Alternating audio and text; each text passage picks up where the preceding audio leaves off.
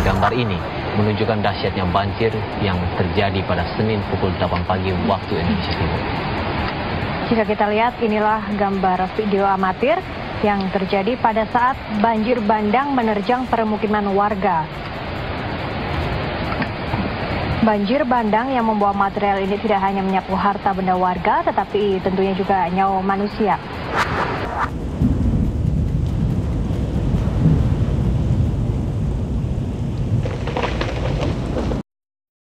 Pada saat itu saya menerima berita dari Kepala Dinas Perhubungan Provinsi Papua Barat. Pada pukul 9.15 saya menerima laporan dari Korpos SAR Manokwari bahwa terjadi bencana banjir bandang di Wasior. Oh, ada bencana di Telogondama? Di Wasior? Kemudian setelah itu saya sampaikan ke Kasubsi Operasi. Pada saat itu Kasubsi Operasi dijabat oleh Pak Muhammad Arifin. Saya langsung berkoordinasi. Saya membuka peta, ngeplot posisi dari Kota Wasior.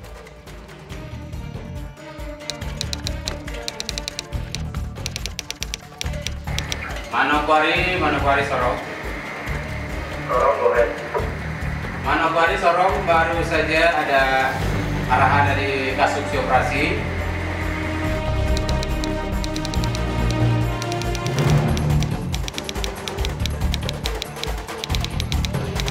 Pada hari yang sama juga, Menteri Perhubungan pada waktu itu Pak Freddy Numberi memerintahkan saya sebagai Sestama Basarnas pada waktu itu didampingi beberapa pejabat diminta untuk menuju langsung ke Wasior.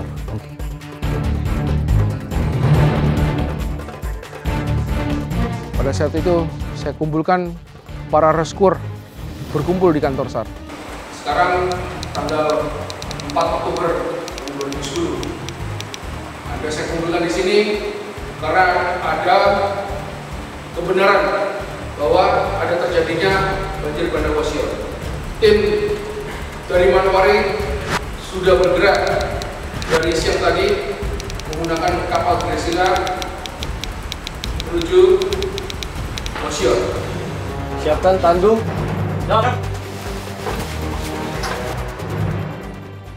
Kita koordinasi, kita briefing kesiapan peralatan kita.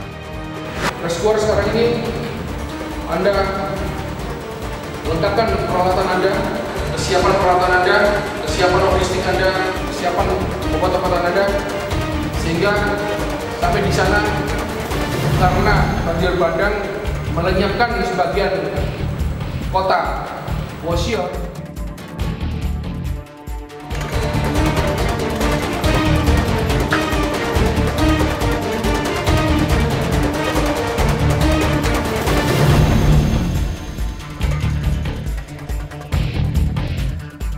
Selain itu saya koordinasi, konfirmasi lagi kembali peralatan apa yang digunakan di sana.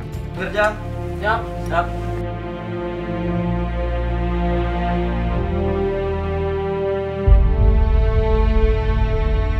Agar Allah Subhanahu wa Ta'ala melindungi kita dalam pencarian operasi SAR banjir bandang Wasior.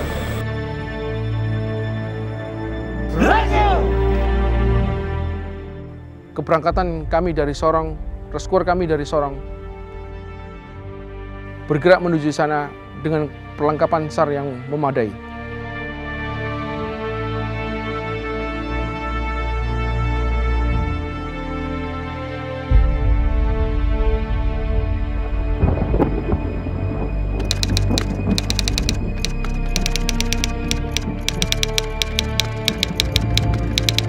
Kita berangkat menuju Biak, langsung menuju lokasi, dan menurut pengamatan kami pelaksanaan operasi SAR cukup berjalan baik, cukup efektif karena sudah jelas medannya. Kita tinggal melakukan evakuasi korban, kemudian potensi-potensi di sana pun cukup efektif. Siapa yang duluan turun itu memang tim rescue dari Posar Manokwari. Kemudian berikutnya dibantu dari Sorong, dari Biak, kemudian dari kantor-kantor SAR lainnya. Pada waktu itu kami tiba jam 3 subuh di Wasior. Kamilah tim pertama yang tiba dari Basarnas kantor SAR Sorong. Kami 5 orang yang bertugas di sana, tidak ada tim lain atau gerakan potensi lain ataupun dari anggota militer, tidak ada. Jadi cuman tim dari kita dari kantor SAR Sorong, itu dari Basarnas.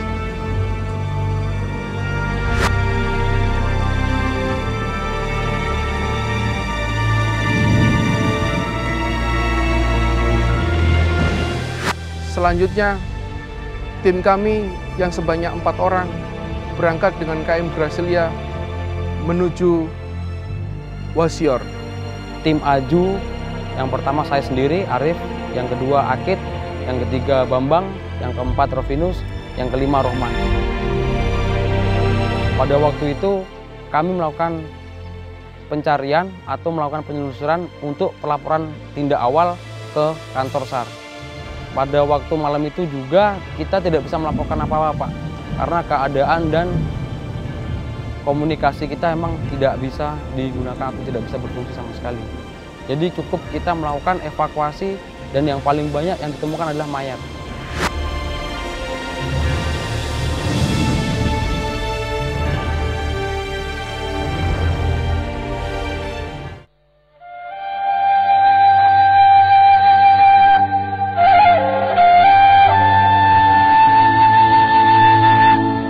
Kayu gelondongan ini ikut terseret banjir bandang yang meluluh lantakkan Wasior, ibu kota Kabupaten Teluk Pondama, Papua Barat, Senin pagi.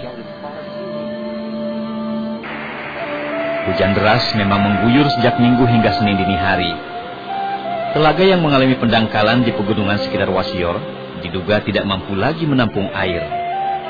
Sungai Batang Salai yang membelah kota Wasior pun meluap. Dan terjadilah banjir bandang yang menerjang bagai gelombang tsunami.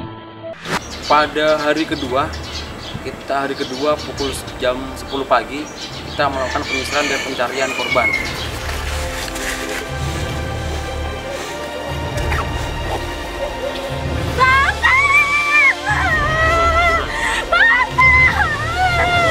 Bapak jangan pergi. Tidak. Bapak.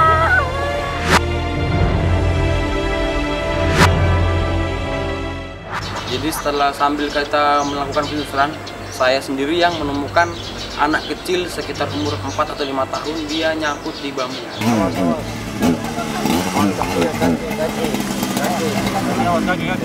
Awas kaki.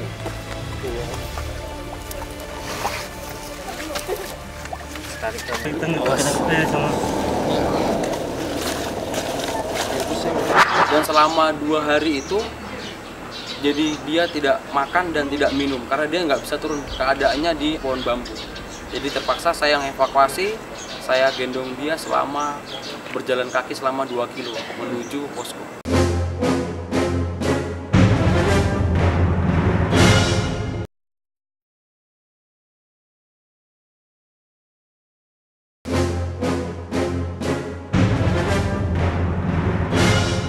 Berikutnya, saya menggerakkan kapal 304 milik kantor SAR Sorong.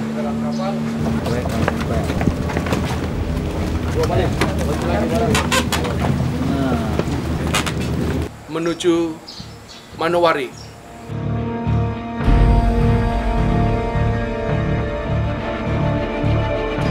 Saya terlibat sebagai Regu 2, sebagai komandan Regu 2. Kami berjumlah 10 orang dari kantor SAR Sorong waktu itu. Kita menyusul tim 1 yang sudah ada lebih dulu dari Posar Manokwari.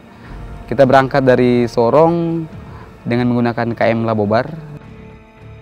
Sampai di Wasior, kondisi di Wasior waktu itu di atas dermaga masih banyak penuh lumpur. Masih ada banyak bongkahan-bongkahan kayu yang ada di seputaran pelabuhan. Karena ternyata memang daerah pelabuhan itu satu titik juga yang terbesar waktu kena dampak daripada bencana banjir bandang. Setelah sampai langsung seluruh peralatan kita turunkan karena memang terbatas waktu kapal sandar di Wasior. Sementara penumpang yang naik dan turun banyak karena memang banyak yang harus pergi keluar dari mengungsi dari Wasior menuju ke Nabire tepatnya.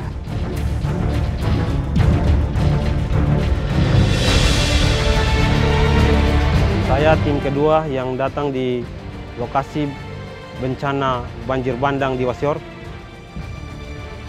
untuk proses evakuasi yang kami lakukan lokasi di sana yaitu di daerah Pasar Baru, kemudian dilanjutkan ke daerah Rado.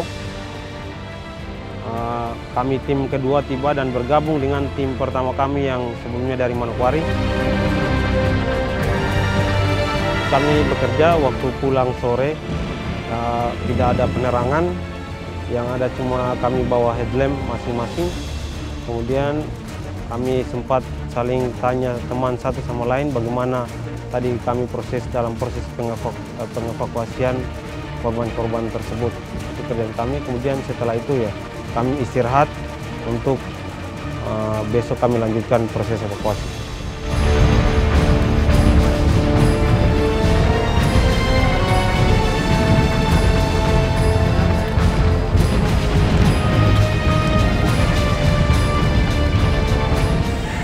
Pada saat itu, dengan jarak yang jauh, sarana transportasi yang terbatas, yang bisa kami evakuasi, kami pikul yang kurang lebih 2 km.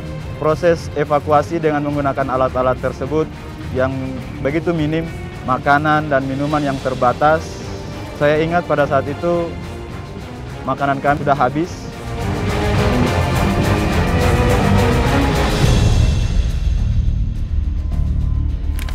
Posko Sri Turun 1 kan. Perjalanan yang begitu jauh membuat kami begitu kelelahan. Istirahat, duduk di dekat mayat, jaga.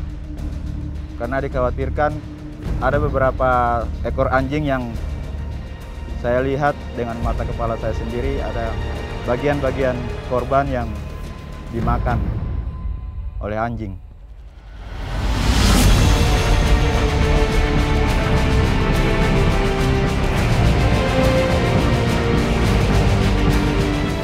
Pada saat operasi SAR banyak juga instansi lain yang terlibat, ada dari TNI, ada dari polisi, ada dari masyarakat, termasuk dari BNPB pun pusat meninjau ke sana. Secara umum dapat dikatakan bahwa operasi SAR itu sangat lancar, sangat efektif.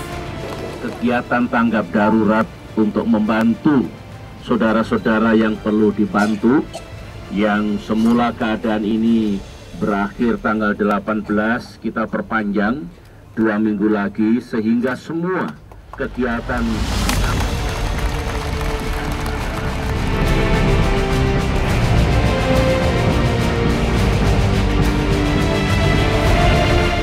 secara nyata kita lihat banyak sekali benda-benda berharga, uang, dompet, emas, semua berserakan. Kami serahkan secara lengkap, utuh, tanpa kekurangan satu apapun. Karena pada dasarnya kami berprinsip bahwa barang yang kami temukan bukanlah barang kami. Apa?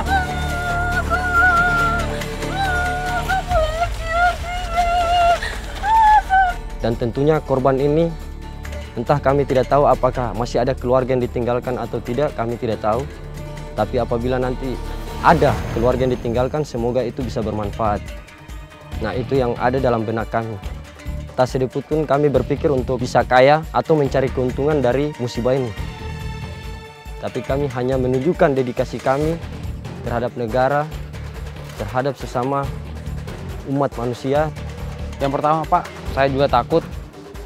Tidak semua manusia pasti punya rasa takut. Yang kedua, saya juga bangga dan berani. Karena apa? Saya menolong di situ yang sadar maupun yang sudah meninggal. Dan yang ketiga Pak, saya di situ melihat kalau kita mau mencari kekayaan atau harta, disitulah tempatnya. Karena apa? Banyak harta yang tertinggal. Tapi terus terang saja, karena takut dengan sumpah apa yang telah diberikan atau amanat yang sudah dijanjikan.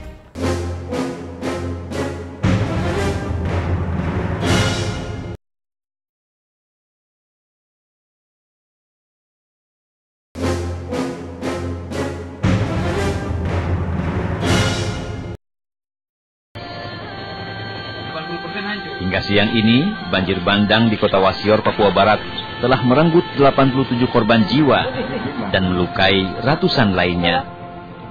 66 orang belum diketahui keberadaannya. Banjir bandang juga membuat ribuan orang kehilangan tempat tinggal. Di antara mereka ada yang masih bertahan di lokasi bencana sambil mencari anggota keluarga yang hilang. Ada juga yang terus mengais-ngais sisa barang yang mungkin saja bisa diselamatkan dari reruntuhan rumah yang terkubur lumpur.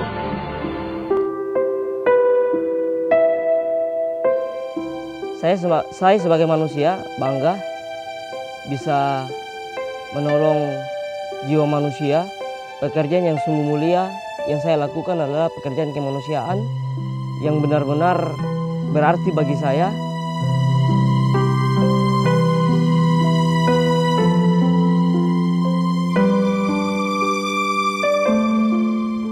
Menyelamatkan manusia, satu nyawa pun manusia, adalah kepuasan batin kami sebagai anggota Insan SAR.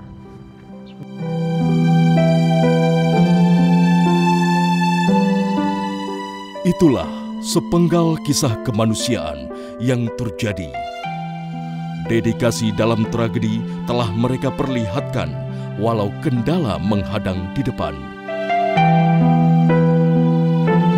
Pekerjaan kemanusiaan ini saya bisa bagikan ke teman-teman saya, ke saudara-saudara saya, apalagi kalau kita yang benar-benar terkena bencana tersebut. Saya sungguh bangga sebagai seorang SAR, Insan SAR, punya jiwa kemanusiaan yang sungguh luar biasa. Musibah dan bencana selalu mengancam kehidupan manusia. Sudah seharusnya kita dapat mengantisipasinya. Harapan kedepannya yang kita butuhkan adalah tenaga rescuer yang lebih banyak. Karena keterbatasan tenaga rescuer, maka harapan kami Basarnas bisa merekrutmen tenaga-tenaga rescue di masing-masing kansar, diperkuat dengan fasilitas yang memadai. Contoh, kapal yang saat ini terbuat dari fiberglass, kedepannya kami menginginkan kapal terbuat dari besi, karena jelajah dan jarak tempuh perkisaran perairan Pulau Papua sangat tinggi intensitas cuaca, curah hujan maupun gelombang.